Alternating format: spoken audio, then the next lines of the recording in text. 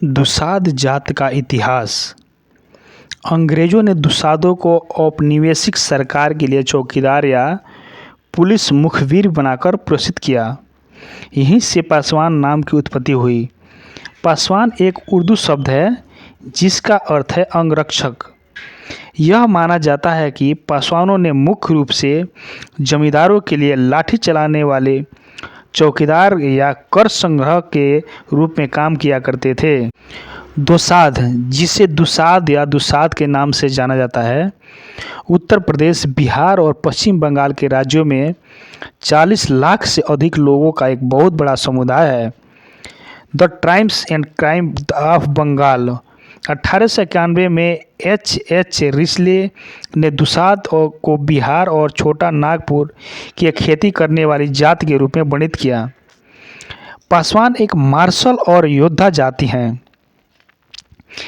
एक विचारधारा है कि वो राजस्थान के गहलोत राजपूत थे।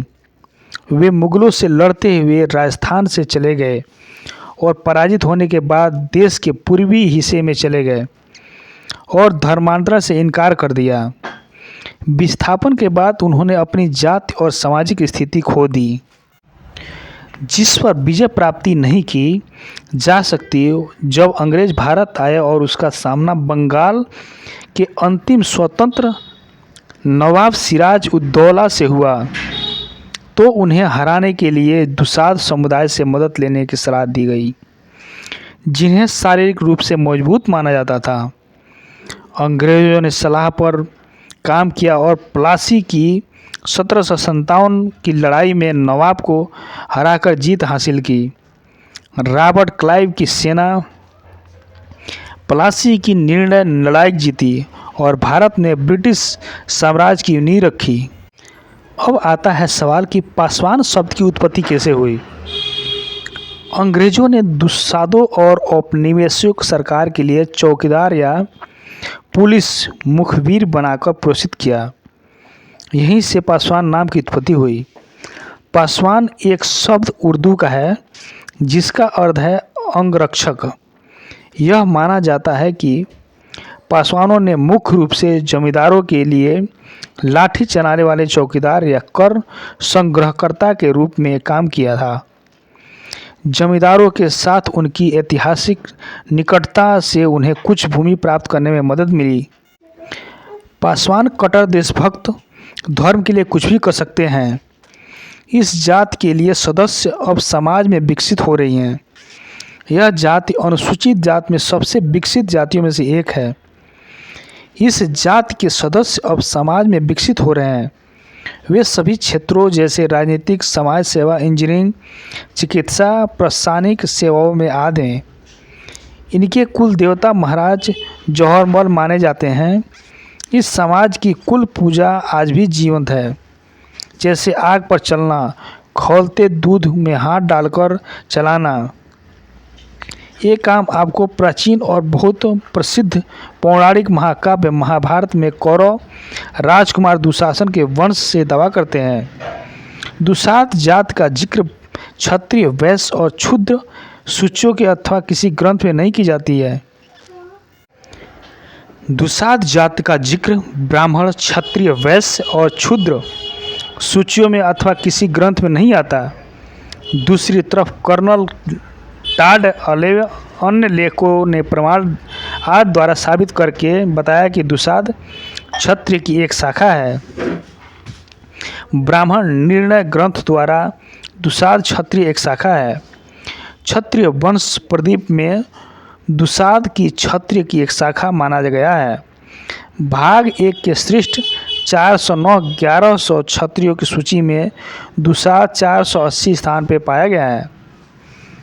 पंडित ज्वाला प्रसाद द्वारा संपादित जाति भास्कर नामक ग्रंथ में गहलोतों की संख्या 24 शाखाओं में दुसाध भी लिखा है। दुसाध राहु की पूजा करते हैं। राहु पूजा केवल बिहार में दुसाधों के लिए होती है। यह पूजा अपने कुल पुरुष की जाती है, जो इस वंश के आदि राजा हैं। यह जात को पुरानी पूजा है। राहु पूजा पासवान जात के लिए एक शक्ति का प्रतीक है।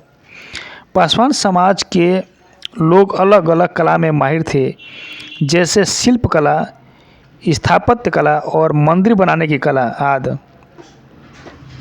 पिछले कुछ दशकों में इस समुदाय के कई सदस्य बेहतर अवसरों की तलाश में, जैसे नौकरी और शिक्षा आदि के लिए दिल्ली और मुंबई जैसे महानगरी में बसे हैं।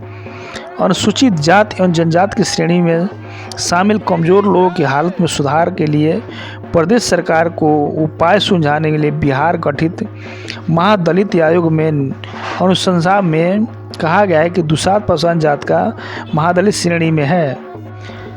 पासवान समाज के लोग अलग अलग कला में माहिर थे, जैसे शिल्प कला, स्थापत्य कला और मंदिर बनाने की कला।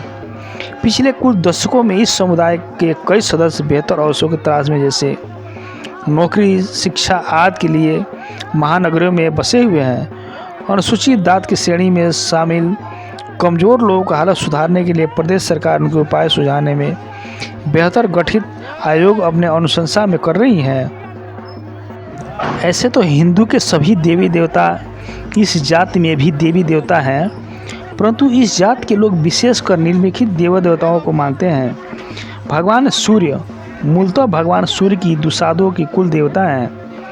इनके यहाँ राहु की पूजा होती है, साल में 2 बार की जाती है, जो वस्तुतः सूर्य पूजा है। आजकल सुविधा अनुसार समूह में जाकर साल में 1 बार यह पूजा करते हैं, या जब मनौती पूरी होती है तो यह पूजा करते हैं। कुछ लोग इसे सिसोदिया वंशी महाराणा महाराज राहु के जोड़े कर कहते हैं। इनका मानना है कि राहु शब्द का अंश है कि चूंकि दुसाध एक गौरव वंश है, इसलिए अपने वंश को याद रखने के लिए यह तब तक पूजा करते हैं जब तक उन्हें याद हो। जो भी यह इतना तय है कि पूजा राक्षस राहु की नहीं, इससे पहले विस्तार चर्चा हो चुकी है। श्री हरि विष्णु प्रातः सभी दुसाध भगवान की पूजा करते हैं। इनमें केवल कबीरपंथी लोग इनकी पूजा नहीं करते, उनको घर में अभी सदस्य विष्णु की पूजा करते हैं। शादी विवाह में या अन्य अवसर पर इनको सत्यनारायण भगवान की पूजा अवश्य होती है। विष्णु सूचित सुगनागण इसका अर्थ है एक लिंग महादेव। गहलोत राजपूत और सिसोदिया वंश का कुल देवता भगवान एक लिंग महादेव हैं। दुसाध भी एक लिंग